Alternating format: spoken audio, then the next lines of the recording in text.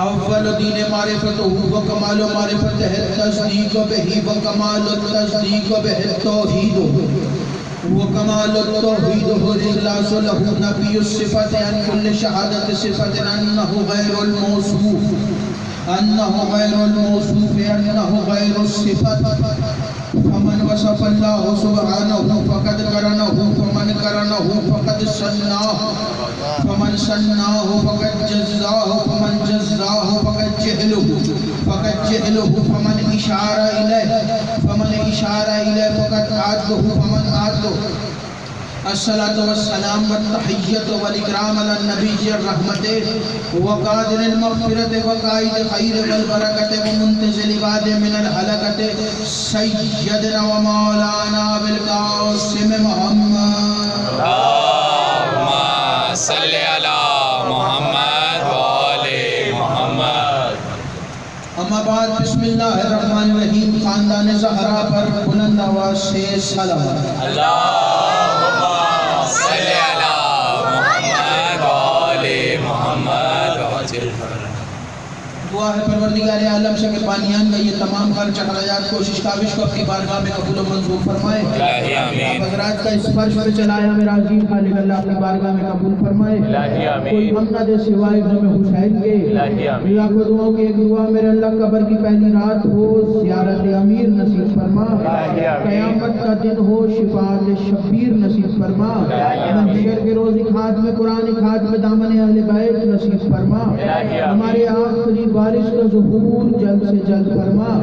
ہمیں ایمان کے انوار و انصار میں شامل فرما. ہر عزادار کو مرنے سے پہلے لازمی ایک مرتبہ تمام زیارات مقدسہ کی زیارت نصیب فرما. تمام دعاؤں کو قبولیت تک پہنچائے. سہارا درود کا لیں دفعہ مل کے سارے بلند آواز سے صلوات. اللہم صلی علی محمد وآل محمد وعجل.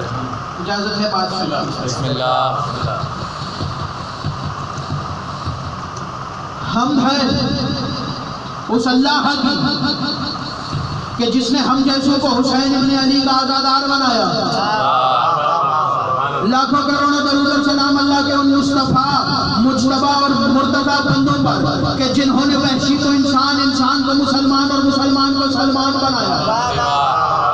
سلام ہون ہستیوں پر کہ جن ہستیوں نے پیسر کو دیکھا ابو ذر بنایا، بیداد کو دیکھا مقداد بنایا، پیمان کو دیکھا بلال بنایا، مجبور کو دیکھا مختار بنایا. سلام ہون ہستیوں پر کہ جن ہستیوں نے کنکر کو نوازا در بنایا، آسی کو نوازا ہور بنایا. لاکھوں کروڑوں درود و سلام اللہ کے مصطفیٰ مجتبیٰ اور مرتضیٰ بندوں پر کہ جنہوں نے منکروں کو دیکھا تو پھنکار کر دیا، ہم جیسوں کو دیکھا تو عزادار کر دیا.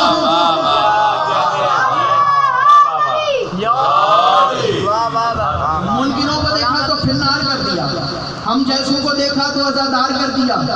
لاکھوں کروڑوں درود و سلام اس گھرانہ عصمت پر کہ جو کہیں بے دل کے دل کی آواز نظر آتا ہے، جس گھر کا بچہ آدم ساز نظر آتا ہے، جو کہیں قبلے کا قبلہ کہیں نمازوں کی نماز نظر آتا ہے. اور واجد العزت ہے وہ شخص جسے یہ گھر اپنے سینے سے لگا لیتا ہے، اور واجد اللعنت ہے وہ جسے یہ اپنی نظروں سے گرا دیتا ہے. واجب اللعنت ہے وہ جسے یہ اپنی نظروں سے گرا دیتا ہے. آج کی مکمل مجلس جناب امام حسن مصطفیٰ سرکار امن علیہ السلام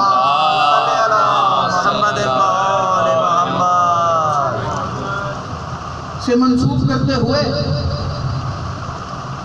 امام حسن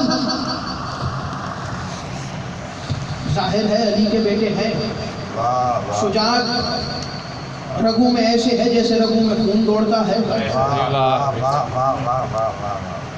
جو دنیا کہتی ہے کہ امام حسن معاذ اللہ شجاع نہیں تھے، ان کو بتاتا چلوں کہ امام حسن نے صفین میں حملہ کیا تھا.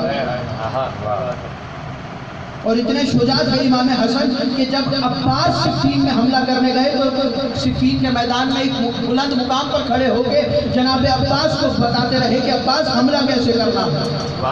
کیا کہنے علی کے لال ہے. اب وہ الگ بات ہے کہ صفین کے علاوہ امام حسن نے تلوار نہیں اٹھائی، قلم کی نوک سے حکومت کو مار دیا.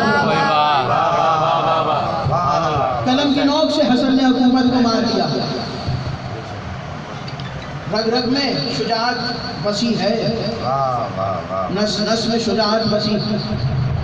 دنیا آج بھی جو سیاستدان ہیں وہ اپنے اپنے بڑے بڑے بینرز میں لکھواتے ہیں کہ نہ جھکنے والے نہ رکنے والے، نہ رکنے والے نہ جھکنے والے۔ بڑی معذرت کے ساتھ یہ اعزاز صرف سیدہ کے بیٹوں کے پاس ہے، یہ عام انسان کے پاس اعزاز نہیں ہے، صرف سیدہ کے بیٹوں کے پاس ہے۔ حسن نے بتایا کہ امامت کبھی رکتی نہیں ہے، حسین نے جھک کے نہ بتایا کہ امامت کبھی جھکتی نہیں ہے۔ حکومت کے خلاف سر اٹھا کے تلوار نکال کے بتایا کہ امامت جھکتی نہیں تھی۔ دربار میں تیاری کی گئی، فقیر شام کے دربار ہے، کیا کہنے، اور میں اس پہ لعنت کرتا ہوں جو علی کے علاوہ کسی کو امیر کہے۔ کیا کہنے، فقیر شام کا دربار سجا ہوا ہے، فقیر شام نے کچھ لوگوں کو جمع کیا اور جمع کرنے کے بعد اس نے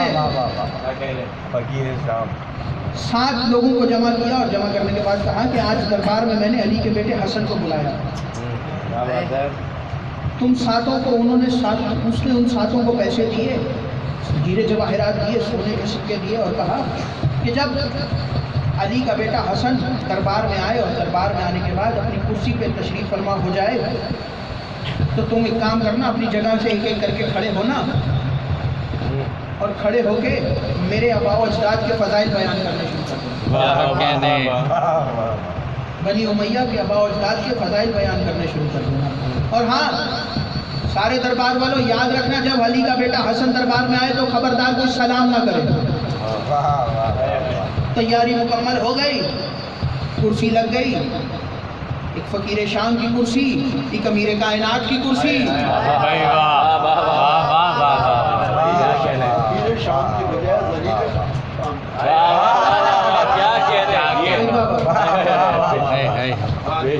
برابر میں امیر کائنات کی کرسی، امیر کائنات کا بیٹا حسن ابن علی۔ کیا ہے، دفعہ مل کے بلند آواز سے سلوات۔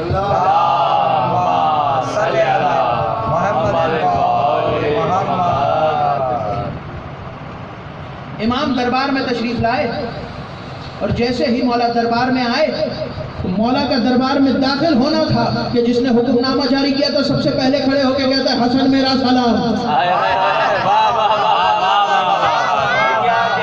حسن میرا سلام۔ اور جیسے ہی وہ کھڑا ہوا اور اس نے سلام کیا تو کچھ لوگوں نے دربار ختم ہونے کے بعد اس سے پوچھا کہ تو کہہ رہا تھا کہ کوئی سلام نہ کرے، تو نے سب سے پہلے سلام کیوں کیا؟ تو اس نے کہا مجھے خدا کی قسم کہ جب حسن دربار میں داخل ہوئے تو میں نے دیکھا حسن کے پیچھے ایک دیو آ رہا تھا اور اس کے ہاتھ میں آگ کا تازیانہ تھا اور اشارہ کر کے کہہ رہا تھا اپنی جگہ سے کھڑا ہو اور امام کی تعظیم کر اور امام کو سلام کر۔ امام کو سلام کر، اپنی جگہ سے کھڑا ہو۔ امام دربار میں داخل ہوئے، چلتے چلتے خرامہ خرامہ انداز میں، سر پہ محمد کا ماما، کاندھے پہ ہاشم کی آبا، کمر میں ابو عبد المطلب کا کمر بند، نیام میں ذوالفقار حیدری لیے، خرامہ خرامہ انداز سے حسن چلتے چلتے منبر کے قریب پہنچے، کرسی پہ آگے امام حسن بیٹھے اور جیسے ہی امام آگے بیٹھے تو وہ جو 7 لوگ اس نے جمع کیے تھے ایک ایک کر کے کھڑے ہونا شروع ہوئے اور انہوں نے ایک ایک کر کے بنی امیہ کے فضائل پڑھنا شروع کر دیے۔ وہ فضائل پڑھ رہے تھے کہ تھوڑی دیر گزری، زہرا کے لال کو جلال آیا، جلال میں آگے امام فرماتے کیا تم آباء و اجداد کے فضائل بیان کرتے ہو؟ اپنے کیا اپنے آباء و اجداد کے فضائل بیان کر رہے ہو؟ میں اسی دربار میں کھلے عام اپنی ماں فاطمہ زہرا سے لے کے جناب حوا تک اور اپنے بابا علی سے لے کے جناب آدم تک سب کا کردار ایک ایک کر کے کھلے عام پڑھتا ہوں۔ تم میں اگر جرت ہے ایک ایک کر کے آؤ اور میرے کان میں جا کے اپنے آباء و اجداد کا کردار بتاؤ۔ اگر اتنی جرت ہے تو میرے کان میں آ کے اپنے آباء و اجداد کا کردار، میں اپنے آباء و اجداد کا کھلے عام کردار پڑھتا ہوں، تم میرے کان میں آ کے بتاتے جاؤ۔ اور پھر جناب امام حسن نے اس دربار میں خطبہ شروع کیا۔ امام فرماتے ہیں میں اس کا بیٹا ہوں جس نے آدم کی مدد کی، میں اس کا بیٹا ہوں جو یاسین ہے، میں اس کا بیٹا ہوں جو یاسین الدین ہے، میں اس کا بیٹا ہوں جو کائنات کا مالک ہے، میں اس کا بیٹا ہوں جو فاتح خیبر ہے، میں اس کا بیٹا ہوں جو فاتح بدر و احد ہے، میں اس کا بیٹا ہوں جو خندق کا فاتح ہے، میں اس کا بیٹا ہوں جو کعبے کا مالک ہے، میں اس کا بیٹا ہوں جو قرآن کا وارث ہے، میں اس کا بیٹا ہوں جو یاسین ہے، میں اس کا بیٹا ہوں جو طٰہٰ ہے، میں اس کا بیٹا ہوں جو مزمل ہے، میں اس کا بیٹا ہوں جو کعبے میں آیا، میں اس کا بیٹا ہوں جو فاتح خیبر ہے، میں اس کا بیٹا ہوں جس نے خیبر کا دروازہ پھاڑ کے آسمان میں پھینک دیا، میں اس کا بیٹا ہوں جو عمر بن ابی کا قاتل ہے، میں اس کا بیٹا ہوں جو مرحب کا قاتل ہے، میں اس کا بیٹا ہوں جو ذوالفقار کو چلانے والا ہے، میں اس کا بیٹا ہوں جو قرآن کا وارث ہے، میں اس کا بیٹا ہوں جو محمد کا داماد ہے، میں اس کا بیٹا ہوں جو محمد کا بھائی ہے، میں اس کا بیٹا ہوں جو زہرا کا شوہر ہے، میں اس کا بیٹا ہوں جس نے تمہیں جنگوں میں ہرایا۔ امام حسن فرماتے ہیں سنو میں موسیٰ کا بیٹا ہوں، میں عیسیٰ کا بیٹا ہوں۔ حسن فرماتے ہیں سنو میں اس کا بیٹا ہوں جس کی وجہ سے آدم کی توبہ قبول ہوئی، میں اس کا بیٹا ہوں جس کی وجہ سے میرا پیر لگا، میں اس کا بیٹا ہوں جس کی وجہ سے ابراہیم کی آنکھ گلزار بن گئی، میں اس کا بیٹا ہوں جو موسیٰ کی مدد کرتا رہا، میں اس کا بیٹا ہوں جو عیسیٰ کی چھوٹ میں مدد کرتا رہا، میں اس کا بیٹا ہوں جو انبیاء کی چھپ چھپ کے مدد کرتا رہا، میں اس کا بیٹا ہوں کہ جس کا بازو بلند کر کے غدیر میں علی محمد نے فرمایا تھا محمد گنڈا مولا ہو وہذا علی مولا۔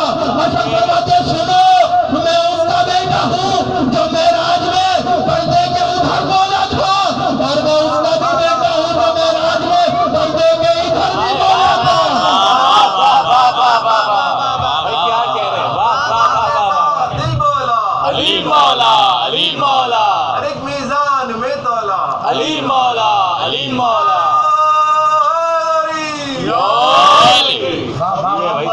محمد صلوات اللہم صلی علی محمد وآلہ محمد۔ کیا کہنے بھائی جی ہیں؟ کیا میں کہنے؟ اس کا بیٹا ہوں جو شب معراج پردے کے ادھر بولا تھا، میں اس کا بھی بیٹا ہوں جو پر شب معراج پردے کے ادھر بولا تھا۔ سنو میں چاہوں تو میں عراق کو شام، شام کو عراق کر دوں، میں چاہوں تو مشرق کو مغرب، مغرب کو مشرق کر دوں، میں چاہوں تو شمال کو جنوب، جنوب کو شمال کر دوں، میں چاہوں تو مرد کو عورت، عورت کو مرد کر دوں۔ دربار کے کونے سے ایک بندہ کھڑا ہوا، اس نے کھڑے ہو کے کہا مولا کیسے؟ امام نے اشارہ کر کے بتایا ایسے، جو کھڑا ہوا تھا اپنی جگہ پہ بیٹھ گئی۔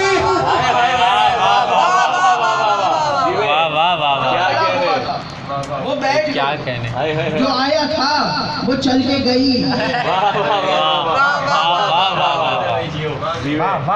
اور علی کا دشمن کبھی بھی مرد نہیں ہو سکتا، کیونکہ خیبر کے میدان میں رسول نے فرمایا تھا کل علم اسے دوں گا جو مرد ہوگا، اور خیبر کے میدان میں علم صرف علی کو ملا ہے۔ امام نے فرمایا ایسے، جو آیا تھا وہ گئی۔ فقیر شام کا دربار سجا ہوا، سارا دن لوگوں میں دولت تقسیم کرتا، سارا دن جب دولت، ہیرے جواہرات، سونے کے سکے، ہر طرح کی دولت تقسیم کر چکا۔ اور وہ دور جیسے دور میں امام حسن جی رہے تھے، وہ اتنا مشکل دور تھا کہ لوگ سونے کے سکے لے کے بک گئے تھے، حتیٰ کہ امام کے برابر میں بیٹھنے والے بھی کچھ لوگ ایسے تھے جو سونے کے سکوں کے عوض درباریوں کو بک گئے تھے۔ اس نے سکے بانٹنا شروع کی، ہیرے جواہرات۔ شام کا وقت ہوا، امام دربار میں تشریف لایا، کرسی پہ آ کے بیٹھے تو اس نے بڑے فخر کے انداز سے کہا کہ اے حسن، آج میں نے سارا دن لوگوں میں ہیرے جواہرات، سونے کے سکے، بڑی دولت تقسیم کی۔ اور اس نے اپنے وزیر کو اشارہ کیا کہ جتنی سارا دن ہم نے تقسیم کی ہے اس کو دگنا کر کے لے آؤ، ایک کشت میں رکھو۔ سارا دن جتنی تقسیم کی ہے اس کا دگنا لے آؤ، ایک کشت میں رکھو۔ وہ دگنا مال کشت میں رکھ کے لایا گیا، کشت کے اوپر کپڑا امام کے قریب لایا گیا۔ امام نے فرمایا اسے کیا ہے؟ اس نے کہا مولا جو میں نے سارا دن تقسیم کیا ہے یہ اس کا دگنا حصہ ہے، میں جانتا ہوں آپ لیں گے تو نہیں، لیکن میری طرف سے رکھیے کیونکہ میں ہندا کا بیٹا ہوں۔ امام نے اس وقت جواب نہ دیا۔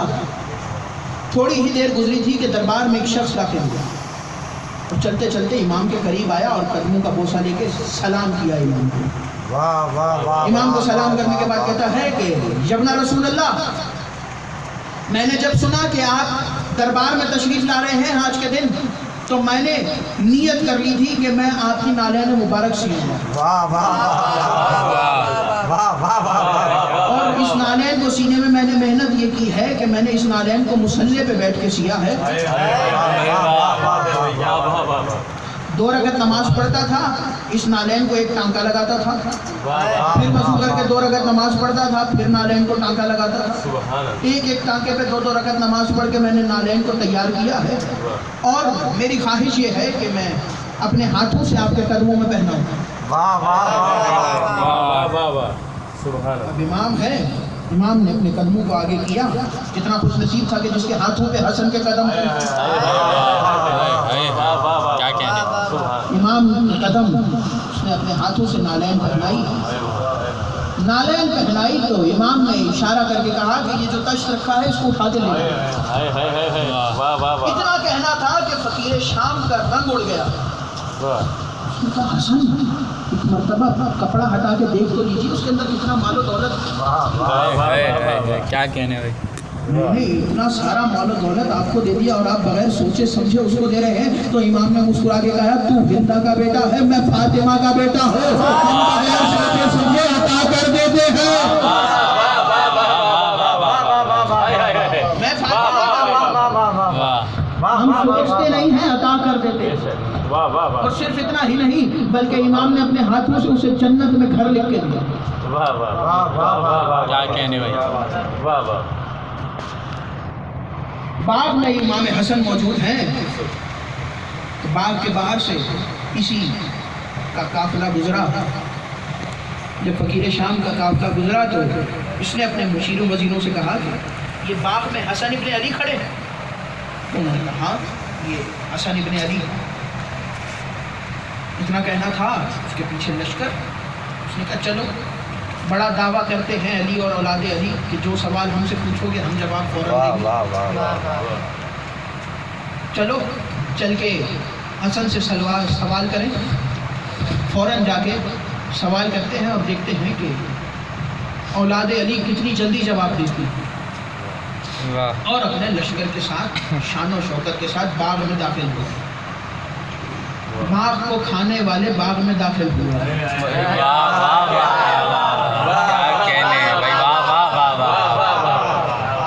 باغ میں داخل ہوا اور چلتا چلتا امام کے قریب آیا۔ امام نے نظریں نہیں اٹھائیں، نظریں زمین کی طرف ہیں امام کی، اور امام چل رہے ہیں۔ نے کہا حسن میں آپ سے ایک سوال کرنے آیا، یہ یاد رکھیے گا کہ جاہل کا سوال بھی جہالت سے بھرا ہوتا ہے، اس کا جواب بھی جہالت سے بھرا ہوتا ہے۔ جاہل کبھی بھی نہیں سوچتا کہ سوال کیسے کرنا ہے اور جواب کیسے کرنا ہے۔ امام نے کہا پوچھ کیا پوچھنا چاہتا ہے؟ اور یہ قسمت ہے علی اور اولاد علی کی سلونی کا دعویٰ کرنے کے بعد امام سے ایسے ایسے سوال پوچھے گئے کہ عقل دنگ رہ جائے۔ امام نے جب سلونی کا دعویٰ کیا تو ایک شخص کھڑا ہوا، اس نے کہا یا علی بتائیے میرے سر سے بال کتنے؟ ایسے ایسے سوال۔ ایک شخص کھڑا ہوا، یا علی بتائیے آج میں کھاؤں گا کیا؟ یا علی بتائیے آج میں کیا کروں گا؟ ایسے ایسے سوال امام اور اولاد امام علی سے پوچھے گئے کہ دنیا سوچتی رہ جائے۔ اس نے اب ظاہر ہے سوچا نہیں تھا کہ کیا سوال کرنا۔ تھوڑی دیر ادھر ادھر دیکھا باغ میں، جو بزرگ بیٹے ہیں وہ میری بات کی تائید کریں گے، کھجور کا درخت وہ درخت ہے کہ جس میں پھل اندر کی طرف ہوتا ہے۔ اس نے کھجور کے درخت پہ اس کی نظر پڑی، اس نے کہا حسن یہ بتاؤ کہ اس کھجور کے درخت میں کتنا پھل لگا ہوا ہے؟ امام نے سوچے سمجھے بغیر، سر نیچے ہے، نظریں نیچے ہیں امام کی، ایک لمحہ دیری کیے بغیر امام نے فرمایا 3313۔ فرمایا، اس نے کہا حسن تم کیا سمجھتے ہو کہ میں گنواؤں گا؟ میں نے یقین کر لیا ابھی یہی اسی وقت گنواؤں گا. اور اس نے اشارہ کیا کہ چڑھ جاؤ درخت پہ اور جتنا پھل لگا ہے سارا نیچے گراؤ, ایک بھی دانہ اوپر نہیں رہنا چاہیے, سارا پھل زمین پہ گرایا, گننا شروع کیا. اب وہ چکر لگا رہا ہے باغ میں, چکر لگا رہا ہے اور امام اطمینان سے کھڑے ہیں, یا یوں کہوں خلافت چکر میں تھی, امامت مطمئن تھی.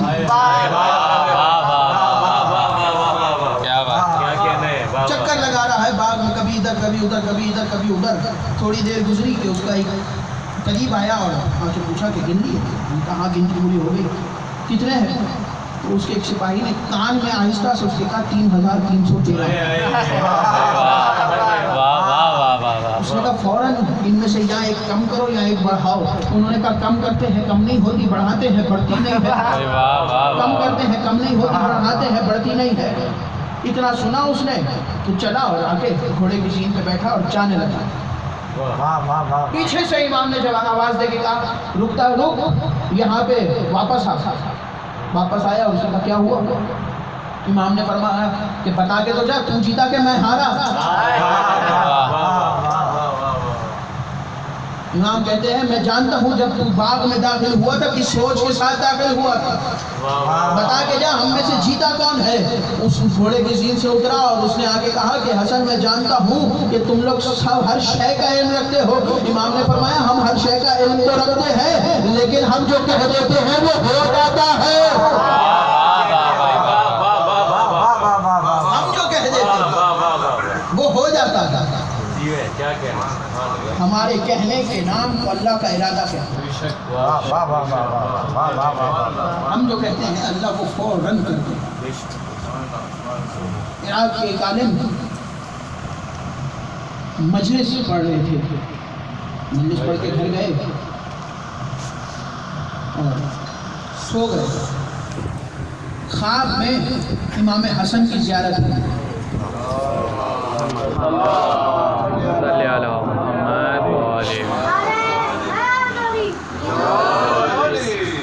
خواب میں امام کی زیارت ہوئی تو امام نے فرمایا کہ آج تو نے میرے سخت ترین مصائب بیان نہیں کی.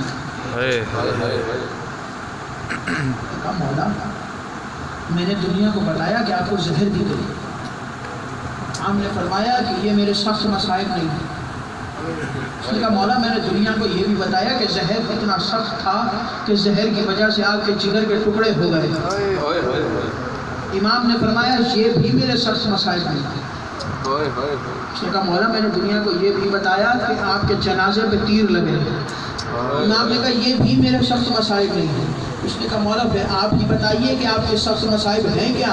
امام نے کہا یاد رکھو جب بھی آئندہ مجلس پڑھنے جاؤ تو عزاداروں کو بتانا کہ حسن کے سب سے سخت مصائب یہ ہے کہ بیٹا کھڑا دیکھتا رہا, ماں کو تماچے لگتے رہے. بیٹا کھڑا دیکھتا رہا, ماں کے اوپر دروازہ گرایا گیا. حسن کے سب سے سخت مصائب یہ. اور عزاداروں سے پھر ملی امام حسن کو شہادت کا دن ہے, جی بھر کے گریا کرنا, جی بھر کے پرسا دینا سیدہ کو. عزاداروں سے پھر ملی اور چلے امام حسن, اور چلتے چلتے روضہ رسول پہ پہنچے. نانا کی قبر سے لپٹ کے نانا کو سلام کیا. سلام کرنے کے بعد کہا نانا آپ کی امت نے آپ کے بیٹے کو پہلے بھی زہر دی لیکن آپ کا بیٹا بچ گیا, لیکن نانا آپ کی امت نے اب جو زہر دی ہے اس کی وجہ سے آپ کا بیٹا بچتا نہیں ہے. اتنا کہہ کے امام نے فرمایا نانا میں پوچھنے یہ آیا ہوں کہ کل جب حسین میرا جنازہ آپ کے روزے پہ لائے تو کیا آپ اپنے پہلو میں دفن ہونے کی اجازت دیں گے؟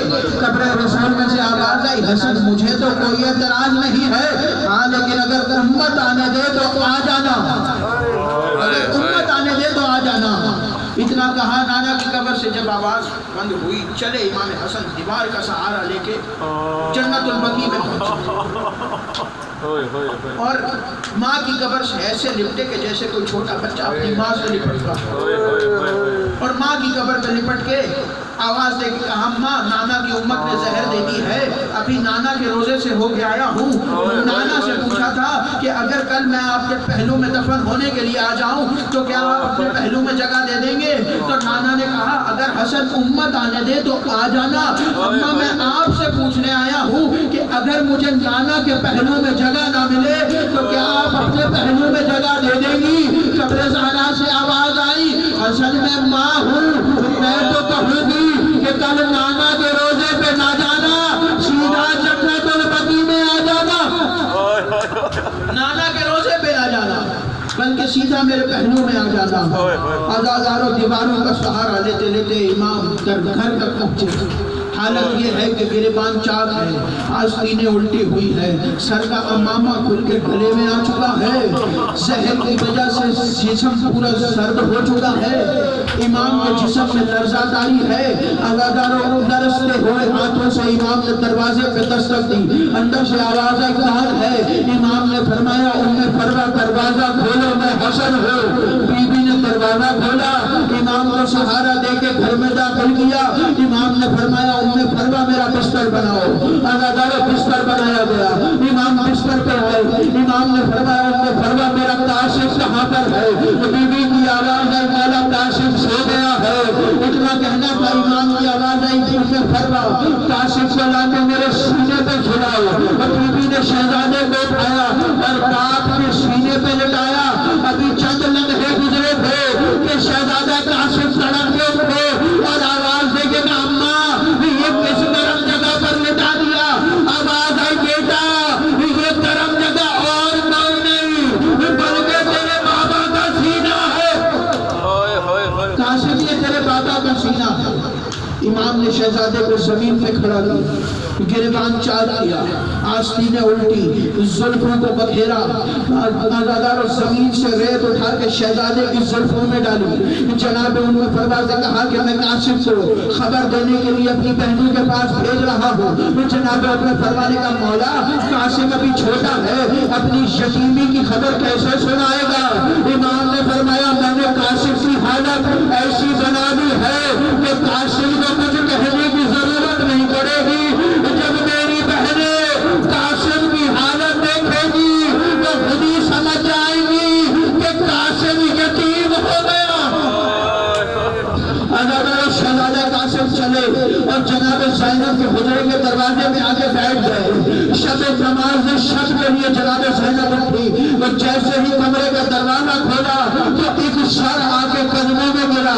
عزاداروں جناب زینب نے آواز دی اپنا فضا ذرا چراغ لائیے، یہ میں نے دیکھنا ہے یہاں پہ کون ہے۔ عزاداروں جناب فضا چراغ لائی، وہ جناب زینب نے دیکھا تو تڑپ گئی اور تڑپ کے بھتیجے کو گلے سے لپٹا لیا۔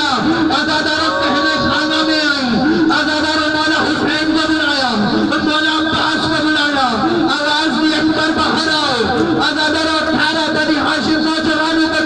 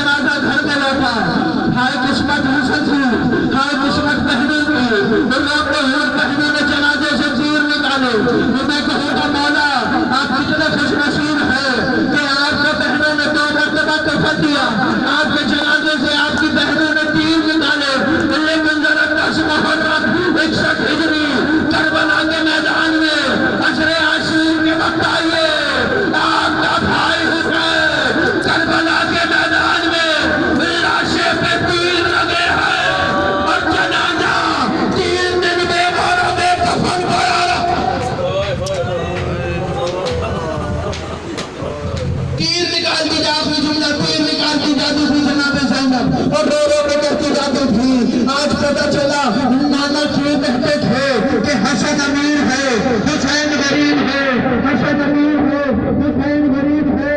جناب فضا نے آگے بڑھ کے پوچھا زینب کیسے پتا چلا کہ حسن امیر ہے حسین غریب ہے؟